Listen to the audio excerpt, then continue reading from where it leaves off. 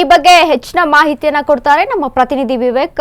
ವಿವೇಕ್, ಇದೀಗ ಒಂದು ಸಿ.ಕೆ. ರಾಮಮೂರ್ತಿ ಅವರು ಒಂದು ಕಂಪ್ಲೇಂಟ್ ಅಂದ್ರೆ ಈ ರೀತಿಯಾಗಿ ಮೆಸೇಜ್ ಅನ್ನ ಮಾಡಿದ್ದಾರೆ ಅನ್ನುವಂತ ಒಂದು ವಿಷಯಕ್ಕೆ ಕುರಿತಂತೆ ಗಂಭೀರ ಆರೋಪವನ್ನ ಮಾಡ್ತಾ ಇದ್ದಾಳೆ ಈ ಯುವತಿ.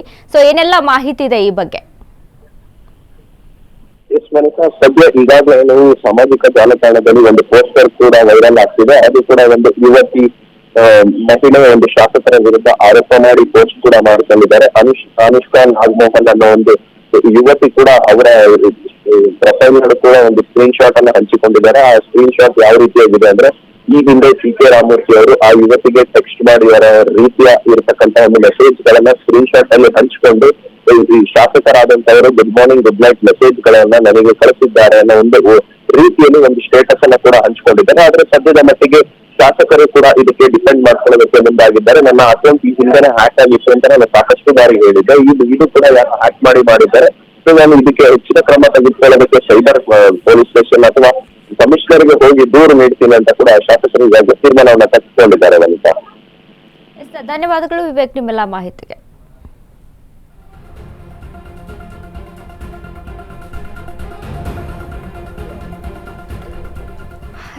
ಗಮನಿಸ್ತಾ ಇದೀವಿ ಇನ್ಸ್ಟಾಗ್ರಾಮ್ ಅಲ್ಲಿ hi good morning good night ಅನ್ನುವಂತ ಸಂದೇಶ ಸಿ.ಕೆ. ರಾಮಮೂರ್ತಿಯ ಇನ್ಸ್ಟಾಗ್ರಾಮ್ ಅಕೌಂಟ್ ಇಂದ ಆ ಯುವತಿಗೆ ಬಂದಿರುವಂತದ್ದು.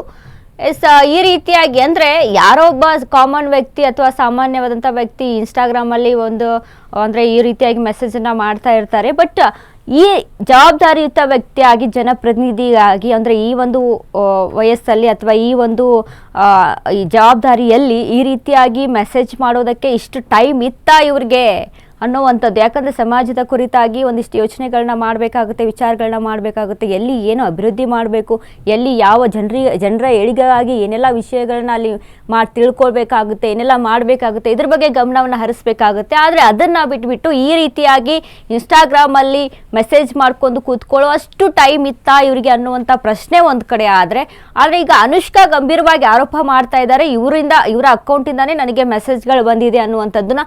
ಆದರೆ ಅದನ್ನು ಸ್ಕ್ರೀನ್ಶಾಟ್ ತೆಗೆದುಕೊಂಡು ಸ್ಟೇಟಸ್ ಅನ್ನ ಸಹಿತ ಹಾಕಿ ಬಿಜೆಪಿ ಎಂ.ಎಲ್.ಎ ಈ ರೀತಿಯಾಗಿ ನನಗೆ ಶಾಸಕ ಈ ರೀತಿಯಾಗಿ ಸಿ.ಕೆ. ರಾಮಮೂರ್ತಿ ಈ ರೀತಿಯಾಗಿ ನನಗೆ ಮೆಸೇಜ್ ಮಾಡಿದ್ದಾರೆ ಅನ್ನುವಂಥ ಗಂಭೀರ ಆರೋಪವನ್ನ ಇದೀಗ ಅನುಷ್ಕಾ ಮಾಡಿದ್ದಾಳೆ. ಆದರೆ ಇದಕ್ಕೆ ರಾಮಮೂರ್ತಿ ಹೇಳುವಂಥದ್ದು ಇಲ್ಲ, ನನ್ನ ಅಕೌಂಟ್ ಹ್ಯಾಕ್ ಆಗಿದೆ, ನಾನು ಮೆಸೇಜ್ ಮಾಡಿಲ್ಲ ಅನ್ನುವಂಥ ಮಾತನ್ನ ಆಡ್ತಾ ಇದ್ದಾರೆ. ಆದರೆ ಇದರ ಸತ್ಯಾಂಶಗಳು ಒಂದು ತನಿಖೆಯ ಬಳಿಕ ತಿಳಿದು ಬರಬೇಕಾಗುತ್ತೆ. ಸೈಬರ್ ಇಲಾಖೆ ಇದ್ರ ಬಗ್ಗೆ ವಿಚಾರಣೆ ಮಾಡುತ್ತೆ, ಇದ್ರ ಬಗ್ಗೆ ತನಿಖೆಯನ್ನ ಮಾಡುತ್ತೆ. ಆ ಒಂದು ವಿಷಯದಲ್ಲಿ ಹ್ಯಾಕ್ ಆಗಿತ್ತಾ, ನಿಜವಾಗ್ಲೂ ಅಕೌಂಟ್ ಅಥವಾ ಏನಾದರೂ ಸುಳ್ಳು ಹೇಳ್ತಾ ಇದ್ದಾರಾ ಅಥವಾ ಜಾರ್ಕೊಳ್ಳೋಕೆ ಈ ಮಾತುಗಳನ್ನ ಹೇಳ್ತಾ ಇದ್ದಾರಾ, ಇದ್ರ ಬಗ್ಗೆ ಎಲ್ಲ ತನಿಖೆ ನಡೆಸಿ ಮಾಹಿತಿಯನ್ನ ಕೊಡುತ್ತೆ.